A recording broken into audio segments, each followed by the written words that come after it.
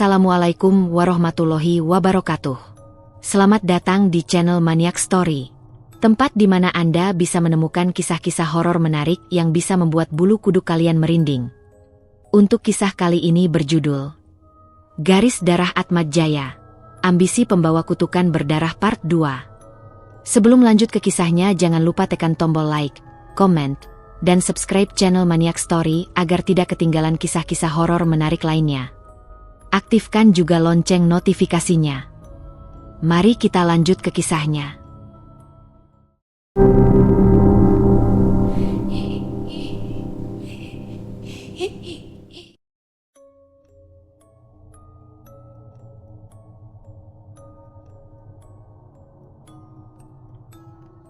Beberapa hari menuju pemilihan kepala desa, kediaman Haryo Sujiwo mendapat teror gaib tiada henti. Tidak hanya ulat bulu yang muncul, dentuman di atas genting, suara seperti batu yang dilempar ke kaca, tetapi juga kiriman makhluk yang sengaja didatangkan oleh Baskoro kepada Haryo sebagai peringatan untuk mundur dari pencalonan dirinya, alias memilih untuk tidak melanjutkan proses ke tahap berikutnya. Suatu hari, sehabis maghrib di kediaman Haryo Sujiwo, banyak orang sedang duduk santai sembari berbincang di rumah Haryo. Mereka diantaranya adalah keluarga dari Haryo, keluarga Dewi, teman-teman Haryo, hingga para pecut, orang yang dipercaya oleh calon lurah, dan simpatisan. Di ruang keluarga, Dewi yang sedang hamil besar, duduk bersama beberapa saudarinya dan di sampingnya ada Citra, putrinya yang saat itu masih berusia 3 tahun. Di kamar dekat ruang keluarga, ketiga buah hati Dewi yang lain sedang berkumpul dengan saudara serta saudari sepupu mereka. Di luar rumah, para simpatisan mulai mengundurkan diri satu persatu karena mereka juga masih harus bekerja besok paginya. Hanya menyisakan beberapa dari anggota keluarga saja. Hati-hati, Gan, seru Bowo, Gunawan. Ia adalah orang kepercayaan dari Bowo. Gan juga termasuk orang yang mengusulkan agar Haryo maju melawan Baskoro dalam pemilihan kepala desa Rowo Sukmo tahun ini. Iya mas, balas Gunawan. Bowo duduk di antara Haryo dan Janur. Gimana Har? Kamu sudah ada persiapan buat ngasih uang jajan ke pendukungmu? Tanya Bowo apa adanya. Karena setahunnya orang-orang suka diberi amplop saat ada pemilihan. Entah itu tingkat desa maupun tingkat pemilihan presiden. Haryo tersenyum. Apa itu harus ya, mas? Tanyanya polos. Ya enggak. Tapi kan orang-orang pasti akan mempertimbangkan. Har? Siapa yang mau ngasih mereka lebih banyak? Itu yang nantinya mereka pilih. Semacam investasi hidup, kata Bowo menjelaskan. Haryo bukan tidak ingin memberikan uang jajan atau rokok kasarnya kepada para pendukungnya. Hanya saja, ia tidak ingin gegabah. Ia akan memberikan itu jika ia sudah pasti terpilih. Ya, ini tentang untung rugi materi. Lagi pula, ia tidak terlalu ingin menjabat sebagai kepala desa. Jadi, buat apa harus menghabiskan banyak uang hanya untuk dipilih? Obrolan terus berlanjut, hingga suasana hangat dan tenang di kediaman Haryo seketika berubah menjadi kegaduhan serta kepanikan dari dalam rumah tersebut. Di ruang keluarga, tempat di mana Dewi dan beberapa saudari Haryo dan Dewi berada, tiba-tiba berisi tangisan dan teriakan dari Dewi serta ibu dari Haryo. Mas! Mas Citra mas! Haryo yang mendengar suara panggilan dari Dewi sontak mendorong kasar kursi yang ia duduki. Ia beranjak dari teras ke ruang keluarga, diikuti oleh Bowo, Janur, hingga Santoso, sepupu ipar Haryo. Har, anakmu Har, dia melihat sesuatu. Pekik Siti, ibu dari Haryo. Meskipun penglihatan Siti sudah tidak sejelas dulu, namun, nalurinya sebagai seorang nenek serta ibu masih tetap bisa ia rasakan dengan jelas. Ia tahu saat ini Citra, cucunya sedang dalam bahaya. Bocah 3 tahun yang semula diam dalam dekapan ibunya, tiba-tiba saja menangis kencang dan kejang-kejang. Di tengah kepanikan itu, seorang bocah berusia 7 tahun melongokkan kepala dari balik pintu. Ia adalah Ganis, putri ketiga Dewi dan Haryo. Tatapan bocah itu dipenuhi ketakutan. Ia takut melihat adiknya yang saat ini sedang kejang dan suara tangis ibunya yang terus meraung di tengah kepanikan. Haryo dan yang lain mencoba untuk menenangkan Citra yang terus berteriak dan kejang-kejang dalam pelukan Dewi. Har, apa kita perlu panggilan Mbah Joyo? Kalau kamu setuju, aku akan berangkat sekarang juga. Bisik Bowo. Haryo menoleh sekilas. Ia mengangguk setuju. Situasi saat ini sedang genting. Dan ia yakin ini bukan kejang biasa melainkan sesuatu yang ditengarai berasal dari pihak Baskoro. Pergilah. Aku butuh dia saat ini. Haryo memberi perintah pada Bowo. Bowo mengangguk. Aku akan pergi sekarang juga, kata Bowo. Ia gegas keluar dari kerumunan orang di ruang keluarga, menstarter motornya dan melaju ke rumah Mbah Joyo di desa Mekarsari. Ganis beringsur mundur. Bocah perempuan 7 tahun itu merasakan ada energi yang aneh di ruang keluarga. Ia kembali duduk di atas tikar yang terbuat dari anyaman bambu. Di antara dirinya ada beberapa saudara dan saudari yang lain baik dari pihak ibu atau bapaknya. Kenapa, Nis? Kamu takut? Tanya Ratna, sepupunya. Ganis menggeleng. Ia bukan takut, tapi waspada. Sini, jangan di situ. Ratna meminta Ganis untuk mendekat padanya. Ganis menurut. Ia menggeser posisi duduk lebih dekat dengan Ratna. Di kediaman Baskoro Atmajaya. Senyum seringai menghiasi wajah Atma yang sedang membayangkan kepanikan di kediaman Haryo Sujiwo saat ini. Di samping Atma, duduk istrinya, Sulastri yang dengan tenangnya menyesap teh. Dua manusia yang entah hatinya terbuat dari apa, mereka bisa setenang itu usai meminta pada Jenggala untuk mengirim pengikutnya mendatangi kediaman Haryo. Dia pasti sudah sampai di sana, Pak. Bisik Sulastri, perempuan yang rambutnya sudah beruban itu seolah tak memiliki hati nurani sebagai seorang ibu. Ia meminta pada Jenggala untuk mengganggu putri dari Haryo dan Dewi yang dirasa memiliki jiwa paling lemah.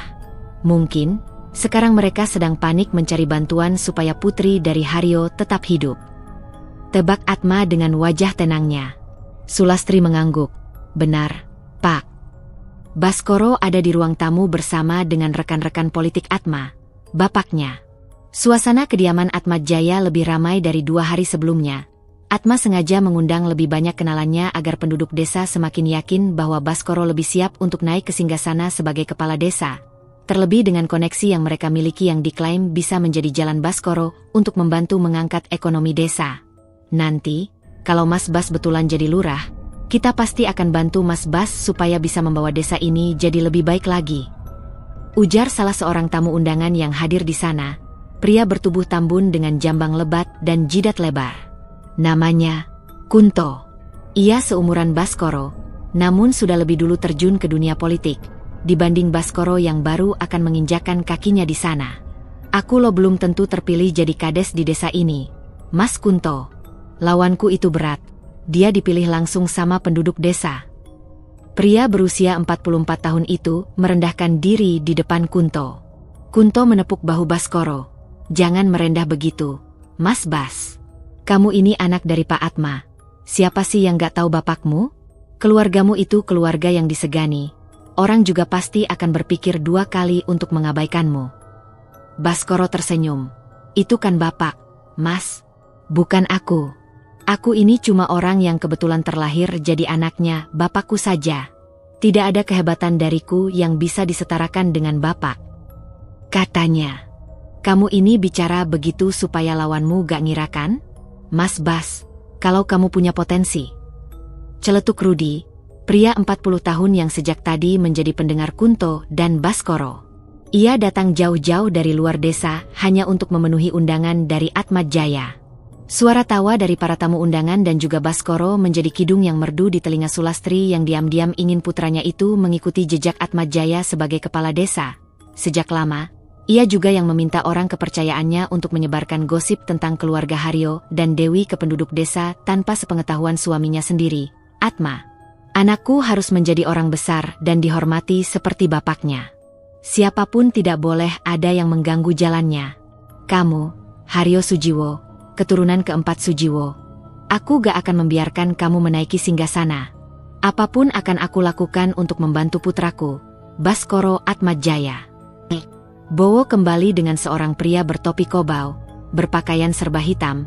Ia adalah Mbah Joyo. Ia mematikan rokok di sela-sela jemarinya sebelum memasuki rumah dari Haryo dan Dewi. Mbah Joyo tidak langsung melangkah masuk. Ia sempat berhenti sejenak tepat di depan pintu utama.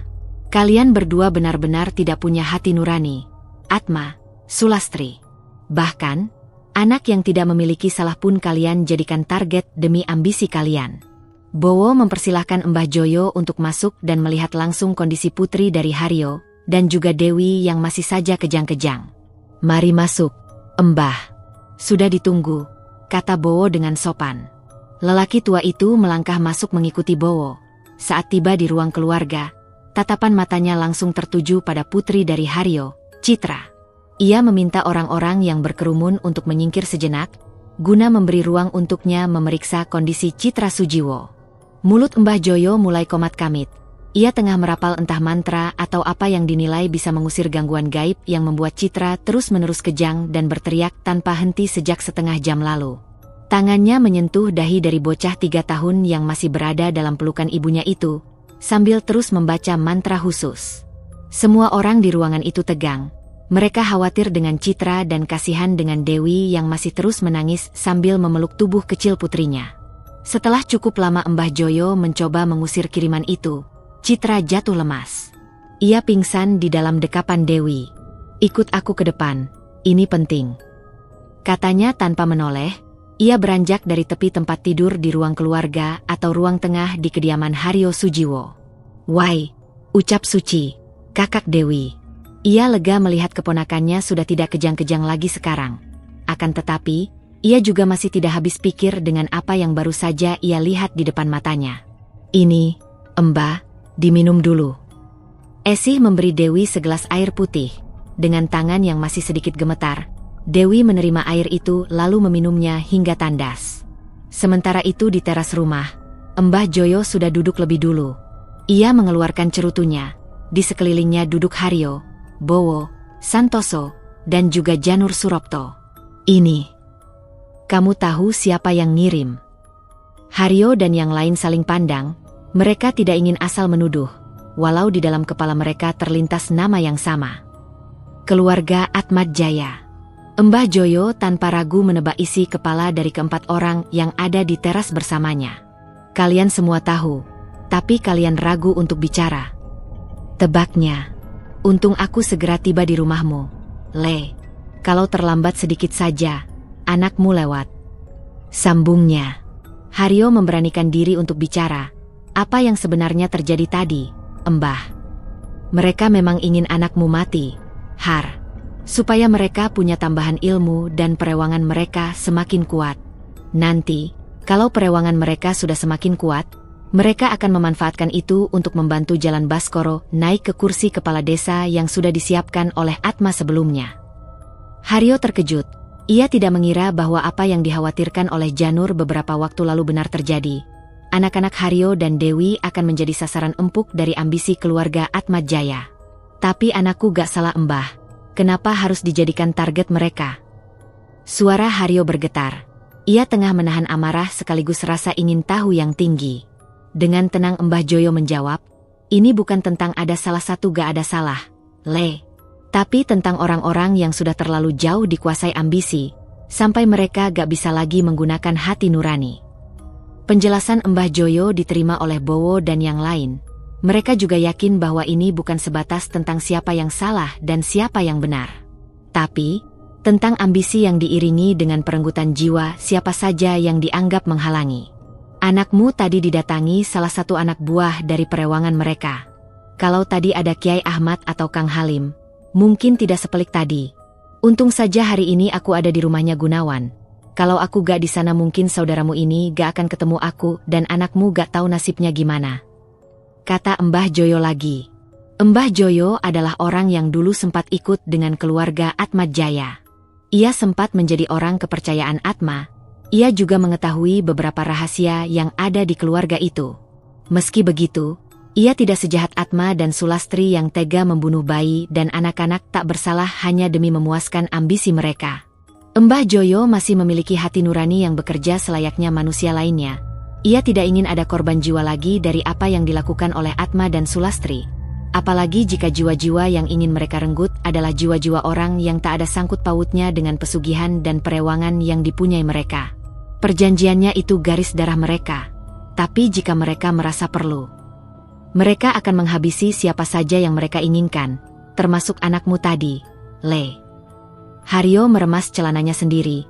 Ia tak menyangka Atma akan sekeji itu. Putrinya hampir saja menjadi tumbal dari keegoisan dan ambisi mereka membawa Baskoro menuju kekuasaan.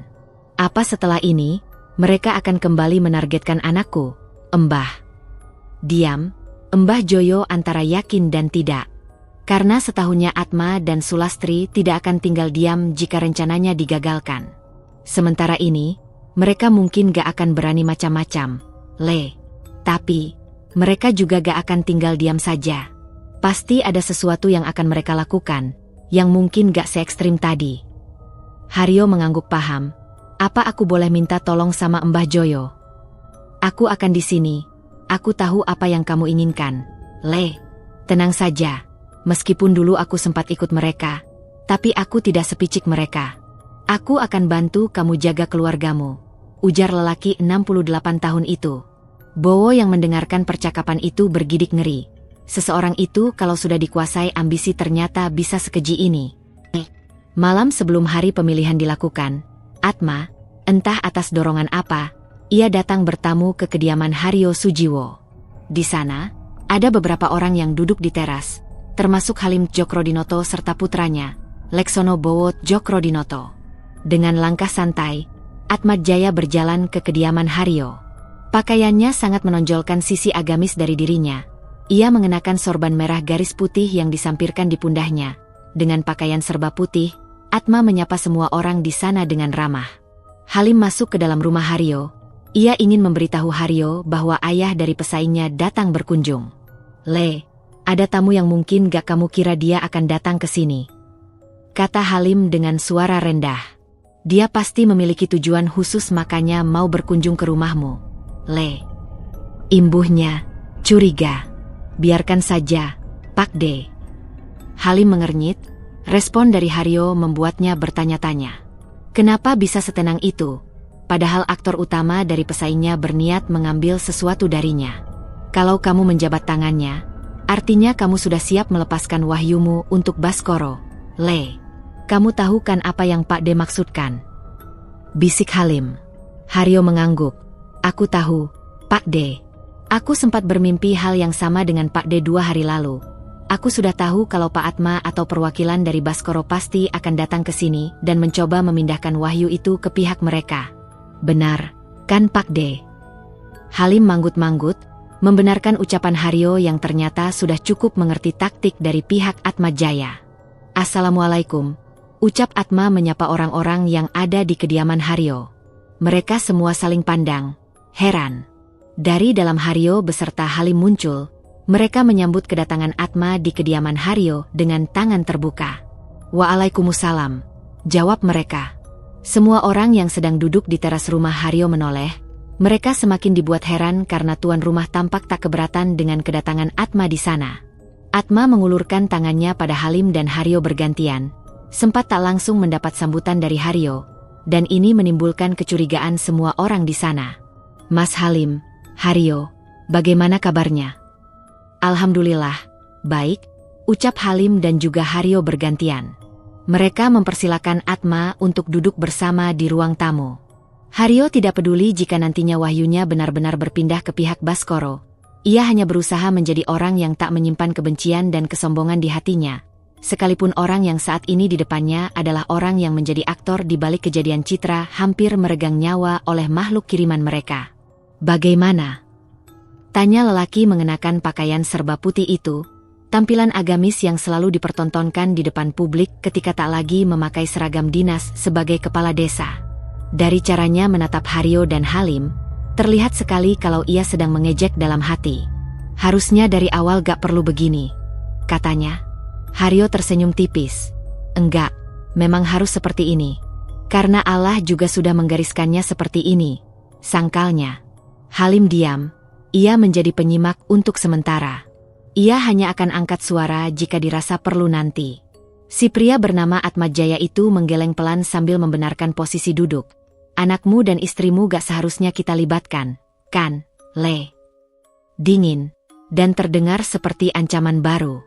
Di ruangan itu juga ada 2 orang lainnya yang tengah duduk berhadapan di atas kursi plastik yang disewa oleh Haryo untuk orang-orang yang datang ke kediamannya. Raut-raut wajah mereka terlihat seperti sedang membicarakan sesuatu yang serius. Tatapan mereka tajam dan waspada kepada sosok Atmajaya yang kini ada di antara Haryo Sujiwo dan Halim Djokrodinoto. Allah sebaik-baik pelindung untukku dan keluargaku. Jika Allah menghendakinya, maka mereka sudah berhasil Anda ambil, kan? Tapi ternyata, Allah gak menghendaki keinginan Anda. Haryo membalas ucapan Atma dengan nada bicara yang tegas serta lugas. Ia tahu bahwa Atma sedang berusaha memancing emosinya. Ini adalah perang mental antara Atma dan Haryo. Atma tidak menyangka bahwa Haryo akan berbicara setenang itu. Dia benar-benar sama persis dengan kakek buyutnya. Batin pria 67 tahun itu geram. Pria itu tersenyum. Baik, kalau begitu saya pamit. Sampai bertemu di hari pemilihan. Katanya seraya beranjak dari ruang tamu. Har, kenapa kamu menyambutnya? Dia itu kan. Ucapan Santoso terpotong oleh kode tangan dari Haryo. Dua pria yang sejak tadi ada di ruang tamu bersama Halim, Haryo, dan Atma tidak lain adalah Santoso dan Cian. Mereka berdua adalah orang-orang yang menyebut dirinya sebagai pecut dari Haryo dalam pemilihan kepala desa kali ini. Le, kamu sudah tahu kan? Bisik Halim. Haryo mengangguk mengerti. Iya, Pak De. Tunggu saja. Aku akan beri kamu satu lagi hadiah sebelum tiba di hari yang kita semua nantikan, Haryo Sujiwo. Atmajaya berkata dengan suara rendah, dingin, serta dipenuhi ancaman. Ia berjalan menuju motor Vespanya. Semua orang menatapnya dengan tatapan curiga. Mereka sangat waspada. Atma tahu itu. Bowo menyandarkan tubuhnya pada kursi sambil menyesap sebatang rokok yang ia linting sendiri. Dia pasti gak datang hanya untuk bertamu, kan? Har? Dan kamu sama bapakku pasti tahu maksud dari lelaki itu datang ke sini. Ia menyeletuk, menebak apa yang terjadi hari ini di depannya. Haryo menoleh ke arah Bowo. Sudut bibir dari pria 46 itu terangkat. Kamu juga tahu kalau dia gak datang sebagai tamu biasa, Mas. Sahutnya santai. TOV Haryo Sujiwo. Tepat di depanku saat ini, sesosok pria 67 tahun dengan tampilan agamis dan santun tengah duduk menatapku dan Pak De Halim bergantian. Aku tahu kedatangannya hari ini ke rumahku bukan hanya sekadar ingin bersilaturahmi, melainkan ada tujuan lain. Atmajaya, pria yang sudah menjabat 2 kali sebagai kepala desa di Rowosukmo ini, sudah sejak lama tidak menyukai keluarga Sujiwo dan Djokrodinoto. Baru beberapa hari lalu, putriku hampir ia renggut jiwanya demi ambisi yang pria ini miliki. Aku marah, tapi aku tidak ingin di hatiku tersimpan kebencian padanya. Aku membiarkan dia bicara banyak hari ini. Aku ingin lihat bagaimana dia akan membuka sendiri maksud dan tujuannya kemari. Allah sebaik-baik pelindung untukku dan keluargaku. Jika Allah menghendakinya, maka mereka sudah berhasil Anda ambil, kan? Tapi ternyata, Allah gak menghendaki keinginan Anda. Ujarku. Usai aku berkata begitu, aku bisa melihat dia panik dan tegang. Dia tahu bahwa aku tahu siapa yang meneror keluarga kecilku. Hanya saja dia kemungkinan tidak mengira bahwa aku akan setenang ini membalas perkataannya yang bernada ancaman.